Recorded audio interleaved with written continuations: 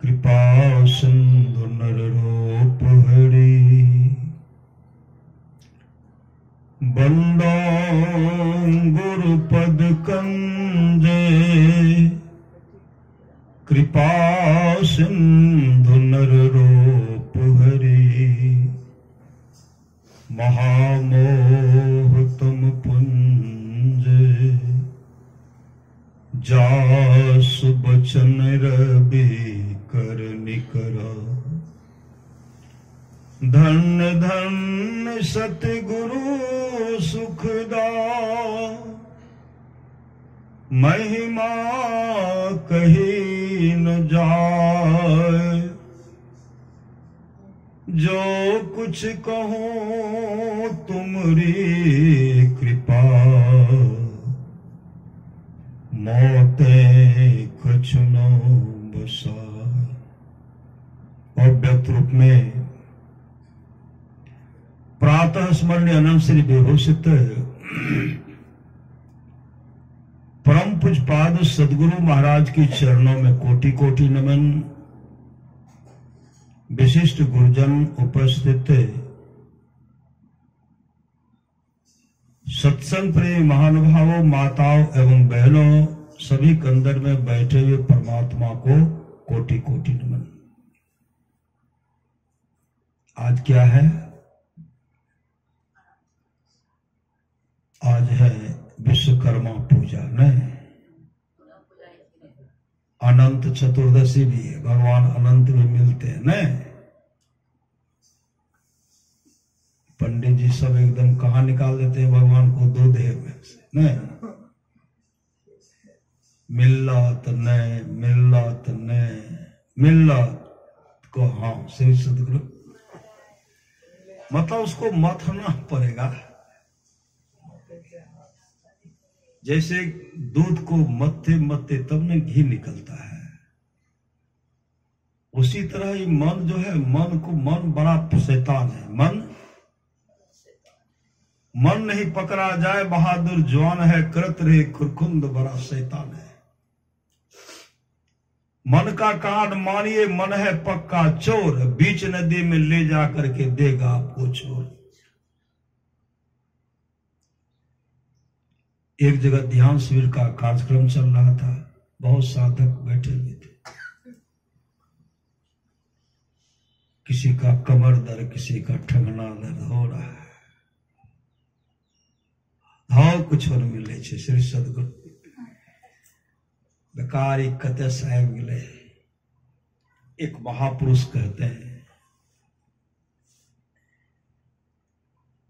कपड़ा में सर्फ देते हैं, पानी देते हैं, और जब उसको चुटियाते हैं तो क्या निकलता है? गंदा निकलता है।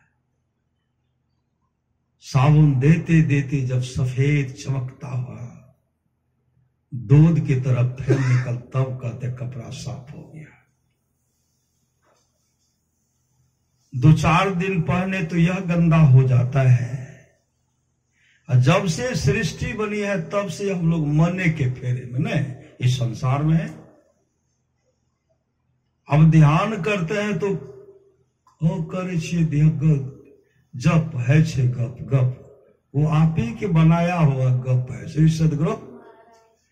कोई सामने आकर के गप करने लगते, वो अपना आपका हितैषी है श्री सदगुरु। हितैषी ने वो आपका है, पूर्व जन्म का सगे संबंधी है, आपके सामने आता है। ध्यान में बैठते हैं श्री सदगुरु, ध्यान करने के लिए बैठते तो कुछ न कुछ देखने लगते हैं, उसको बुलाते नहीं है, वो आता है। गुरु मंत्र जपते हैं, मानस ध्यान करते हैं, दृष्टि योग की क्रिया करते हैं, मंत्र जप करके बुलाते हैं ना, अब बुला करके मानस ध्यान करते हैं, इष्ट के रूप का ध्यान करते हैं, कर रहे हैं जप, होने लगा गप, तो आएगा दूसरा न। अगर ठीक से मानस जप हो गया, गुरुदेव की वाणी है, जो 1 सेकंड एक सेकंड जिसका ठीक ठीक मानस जप हो गया, उनका दृष्टि खुलेगा, उस शब्द को सुनेंगे, वे परमात्मा के धाम में चले जाएंगे। लेकिन एक न एक दिन ऐसा होगा, करेंगे तब ना। दीवार में छेद करना है, मार रहे हैं, हथौड़ा दे रहे, 99 बार मार दी। सही सदगुरु, सोमवार का तब मारना नहीं, अब थक गए, फिर दूसरी जगह मार दी। महापुरुष कहते 99 बार आपने मारा, अगर एक बार और मारते तो वह इस पार से उस पार चला जाता। सदगुरु,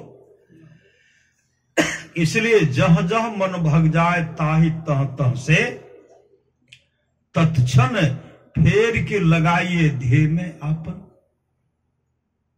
तो हम लोग बैठते ध्यान में, कभी कमर, कभी ठेंगना दर्द हो रहा है, और बेकार है।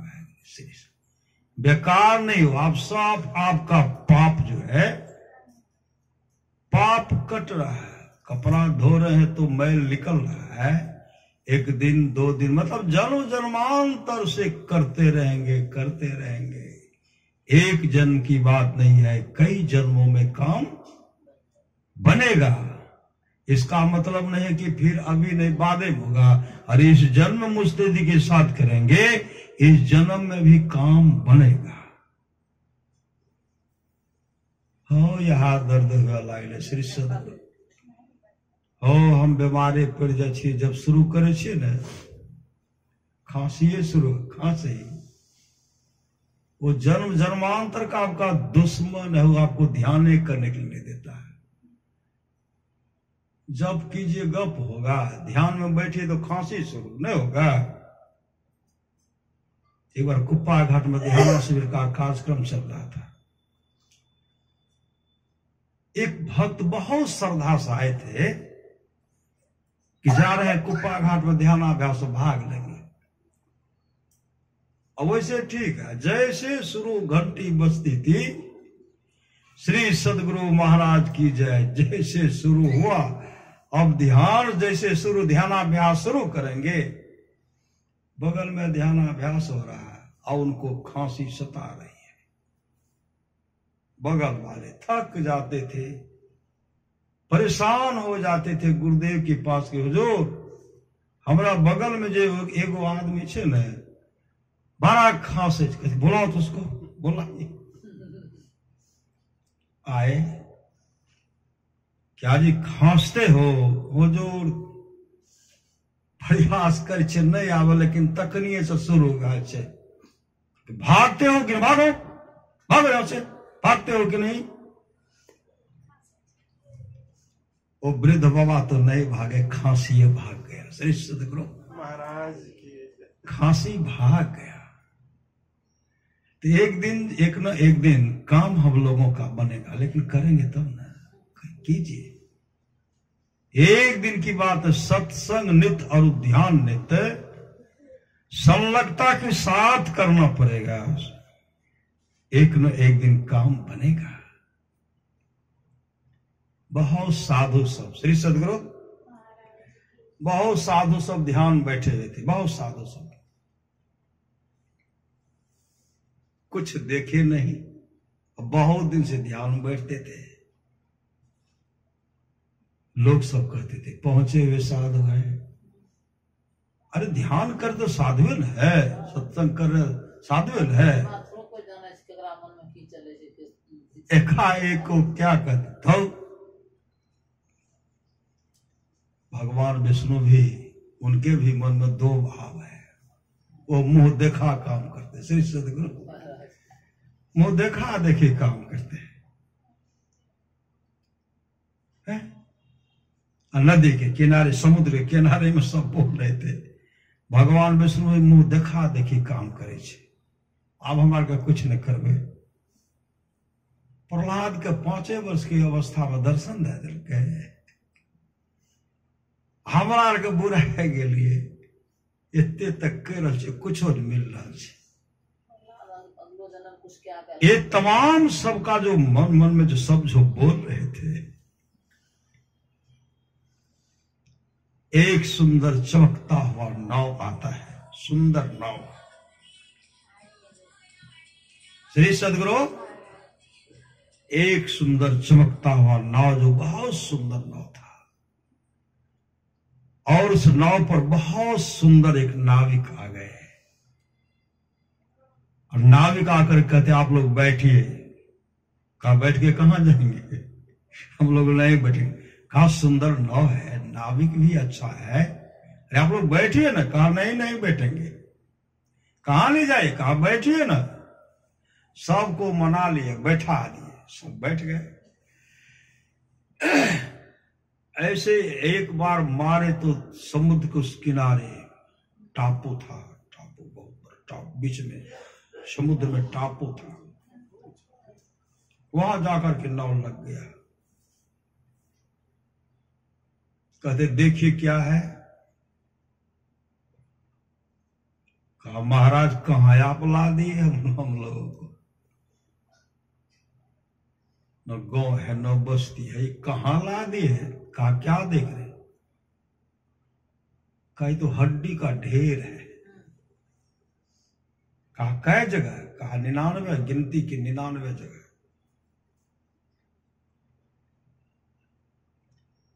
कहा, इसी जगह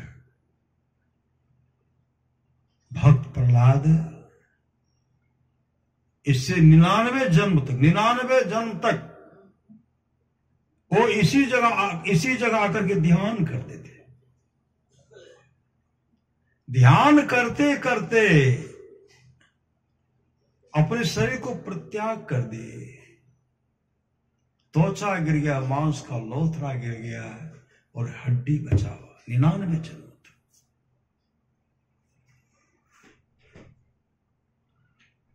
और वो साधना में, ध्यान में अपने समय को लगाए।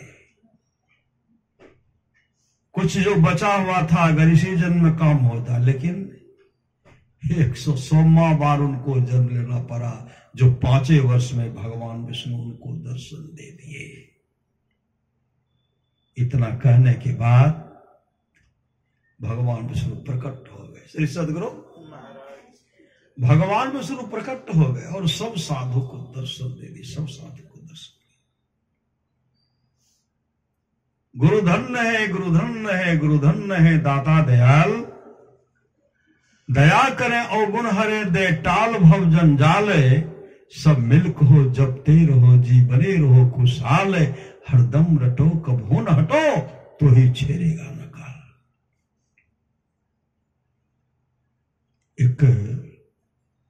एक युवक था, न कभी सत्संग में गए,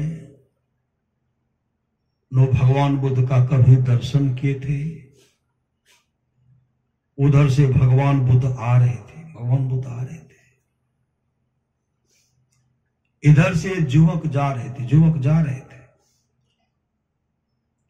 जो जा रहे थे ना, वह युवक के मन में हुआ, कितने बड़े महान है ये बाबा, कितने बड़े महान है। इस वेश में देखता हूं मन आनंद मतलब प्रसन्न हो जाता है। न कभी दर्शन, न उनके सानिध्य में रह करके कभी सत्संग किया, आज उनके अंदर में ऐसा विचार भाव, पवित्र भाव जगा। तब तक भगवान बुद्ध वहां पहुंचते हैं, कहते हैं, क्या सोच रहे हो, क्या सोच रहे हो।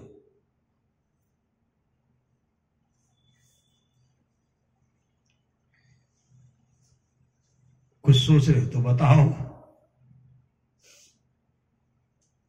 आंख बंद करो, उनको ध्यान करवाए, और ध्यान में जो जो देखे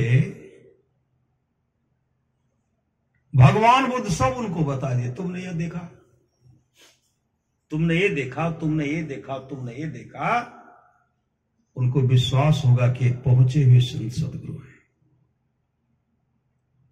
तो भगवान बुद्ध कहते हैं, इससे पहले तू मेरा दर्शन नहीं किया था, आज मेरा संग तुमको प्राप्त हुआ है। जानते हो यह मानव का शरीर जो तुमको मिला है, क्यों मिला है जानते हो? का भगवान नहीं जानता। का इससे पूर्व जन्म की बात, इससे पहले जन्म की बात है। जंगल में 100 हाथी का झुंड था। उस हाथी का, तमाम हाथी का तू नेता था, नेता अगुवा था। जंगल में एकाएक आग लग गई, जंगल में आग लगी, सबको तुमने बचाया, सबको बचाया, सबको निकाल दिया। आग की लपेटा बहुत तीव्र गति से आ रहा था। आग का लपेटा जो तीव्र गति से आ रहा था, तो भी तू भाग रहा था। तो मन में सोचा आग थोड़ा दूर है, थोड़ा आराम हाफी कर लेता हूं, थोड़ा सांस ले लेता हूं, थोड़ा हाफी कर लेता हूं। हाफी करने के लिए तो वहां खड़ा रह गया। तुमको चैन हुआ, मतलब तुमको बहुत अच्छा लगा। और तुम कैसे किया? 2 पांव, 2 पीछे पांव जो है वह जमीन पर है। श्री सदगुरु, और दोनों पांव, आगे वाला दोनों पांव ऐसे है, और तुमको आराम लगा। जैसे ऐसे तुमने किया, जमीन में जो पांव रखा था उसको जैसे ऊपर उठाता है, उसके बाद क्या हुआ? तो उस पांव को जो उसी जगह रख रहा था, तब तक तुम्हारा नजर पड़ा एक खरगोश उधर से भागते हुए आया, और तुम्हारे पांव के अंदर में वह छिप गया। गड्ढा जो था उसी में छिप गया। छिपने के बाद जैसे तू अपने पांव को रखना चाहता था, तेरे अंदर में दया आ गई। अगर मैं वहां पांव रखता तो खरगोश मरता है, खरगोश मरता है। इसलिए तू अपने पांव को नहीं उठाया।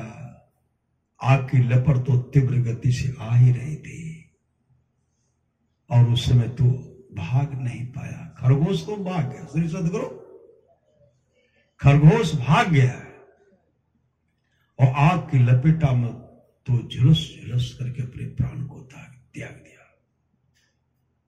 तेरे अंदर में जो परोपकार की भावना थी, तेरे अंदर में जो दया था, खरगोश के प्रति जो तुम्हारे अंदर में दया आया, ईश्वर ने तुमको मानव का शरीर दिया, और मेरे जैसे सामर्थ्यवान सदगुरु का तुमको दर्शन हो गया। श्री सदगुरु महाराज। इसलिए युक्ति लेकर के ध्यान भजन करो, तुम्हारा परम कल्याण होगा, परम कल्याण होगा। और ध्यान भजन किए, परम कल्याण हो गया। भजो साध गुरु, साध गुरु, साध गुरु ये। गुरु दाता दयाल वह काटे जमजाल, पल में कर दे निहाल। भजो साध गुरु ये।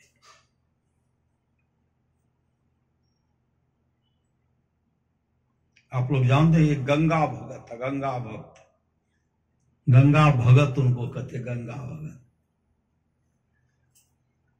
उनका काम था गंगा में स्नान करना, वो बराबर गंगे में स्नान करते थे। और क्या करते थे? गंगा का जल पीते थे, गंगा का जल बराबर पीते रहते थे। गंगा भक्त हो गया था।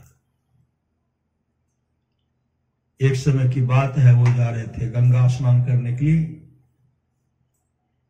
रास्ते में भूख लगी तो एक साधु की कुटिया पर चले गए।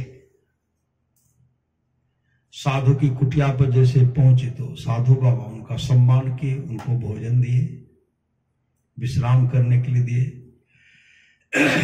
तो गंगा भगत कहते हैं, बाबा, उनके मन में पहुंचे हुए साधु हैं, ये बता देंगे कि यहां से गंगा की जो जाएंगे तो कैसे कैसे जाएंगे। कहते, बाबा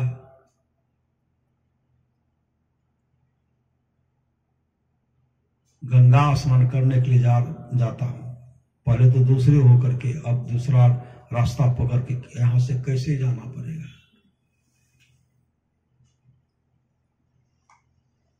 महात्मा जी कहते हमको पते नहीं है, हमको पता नहीं है। गंगा भगत कहते गंगा स्नान नहीं करता, कभी नहीं किए तो अब तो माथा पीटने लगे, किस पापी का मैंने अन्न खा लिया। है साधु का वेश और कभी भी गंगा स्नान नहीं किया, इसके हाथ का भोजन जो अपवित्र हो गया, मैं क्या खा लिया।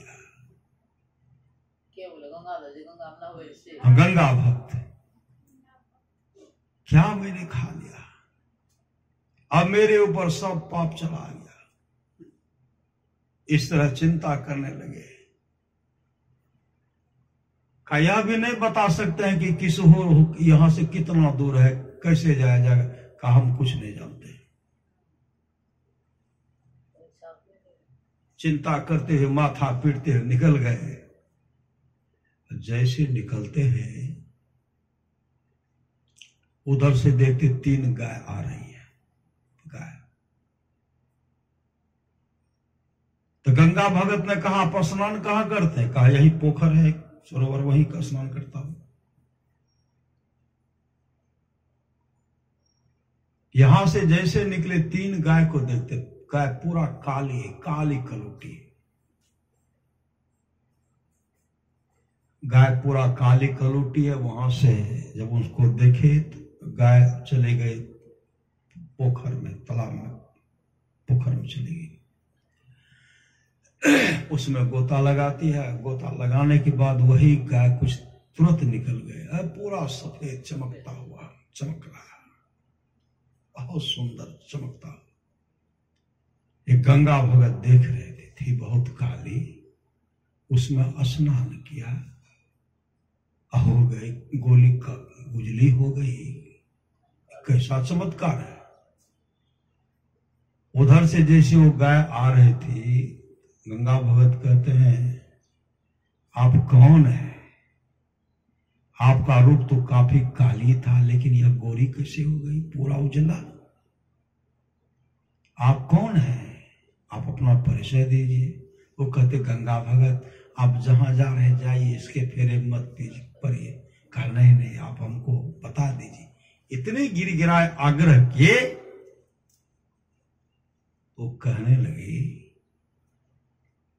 हम तीनों जो है, तीनों बहन है, गंगा यमुना सरस्वती। कब गंगा यमुना सरस्वती? कहा हाँ। आप यहां कैसे? आपका शरीर काला कैसे हो गया? कहा देखिए सब पापी सब स्नान करके जब सब मुझ में ही पाप को डाल देते हैं ना, कोई गंगा में, कोई यमुना में, कोई सरस्वती में स्नान करते हैं, सब अपने पाप को डालते हैं। उसके चलते मेरा शरीर पूरा काला हो जाता है। एक बार जब संत जहां स्नान करते उसमें जब स्नान कर लेता हूं तो मेरा शरीर जो काला, मतलब सब पाप निकल जाता है, चमकता हुआ दिखलाई पड़ता है।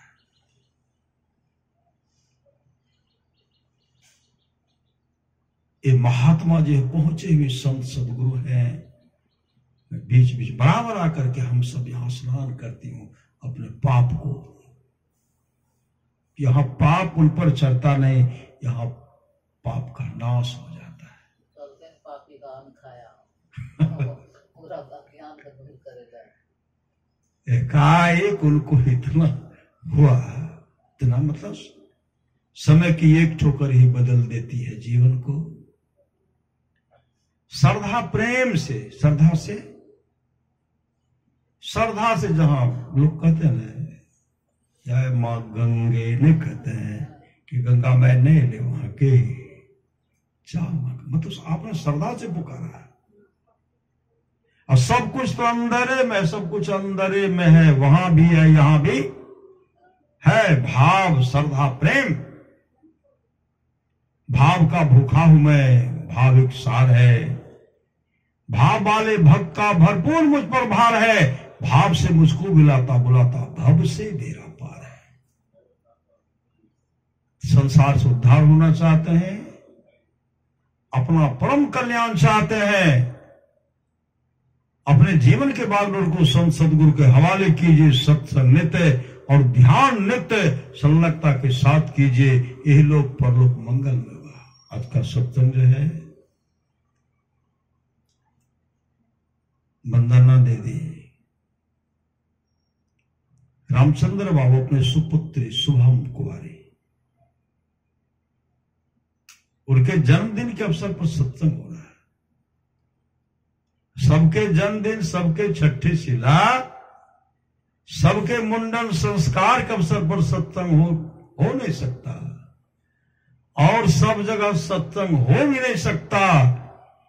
इसलिए भगवान शिव कहते गिरजा संत समागम, समन लाभ कछुआन बिनु हरि कृपा न हो सो गावे वेद पुराण। हे गिरजा, संतों की संगति के समान दूसरा लाभ नहीं है, बिनु हरि कृपा न हो। देखते न पुण्य की इतनी जनसंख्या, बहुत जनसंख्या, लेकिन ऐसे ऐसे भाग्यशाली बच्चे होते हैं, उनके लिए माता पिता उनके लिए सत्संग करवाते नहीं। बहुत जगह तो करता हूं कि मेरा हमारे पता के जन्मदिन छे तो पोती के जन्मदिन छे तो बेटी के जन्मदिन छे, बेटा के जन्मदिन छे, हमरो नुनू के जन्म, मतलब सब कहते हैं ना, उस दिन वो सत्संग करवा लेते हैं। उस बच्चा के जन्मदिन के अवसर पर सत्संग करवाते हैं, मीठा मतलब तरह तरह का प्रसाद बांटते हैं। ऐसे सब भी बच्चा हैं, उनके लिए हिंसा किया जाता है, अंडा का व्यवस्था किया जाता है, मांस मछली का व्यवस्था किया जाता है, शराब का व्यवस्था किया जाता है। लेकिन है तो मनुष्य सदगुरु, धन्य घड़ी सोए जब सत्संगा, धन जन्म दुज भगत यमंगा। राम कथा के ते अधिकारी, जिनके सत्संगति अति प्यारी। गुरुपद प्रीति नीति रत जेई, द्विज सेवक अधिकारी ते। समर्पण भाव से सत्संग नित्य और ध्यान नित्य करें, ये लोग परलोक मंगल में होगा। जन्मदिन के अवसर सत्संग कर रहे हैं, सदगुरु महा से प्रार्थना करते हैं, सदगुरु उस बच्ची का जीवन का बागडोर आपके हाथ में है, उनको सजाइए, आगे बढ़ाइए। रामचरितमानस में यहां मति की रति गति भूत भलाई, जब जही जतन जहां जही पाई, सो जानब सत्संग प्रभाव, लोको वेदनो आन पाओ। ये तमाम चीजें आज तक जिस किसी को प्राप्त हुआ है, सत्संग के प्रभाव से हुआ जाना चाहिए। लोक और वेद में इसके मिलने का दूसरा कोई उपाय नहीं है। भगवान श्री राम कहते भगति स्वतंत्र सकल सुख खाने, अबेनु सत्संग न पावहि। प्राणी अमर मुनि का उपदेश है, 100 काम को छोड़ करके स्नान करना चाहिए, 1000 काम को छोड़ करके भोजन करना चाहिए, 1,00,000 काम को छोड़ करके सत्संग करना चाहिए, करोड़ों काम को छोड़ करके अपने जीवन की बागडोर को संत सदगुरु के हवाले करना चाहिए।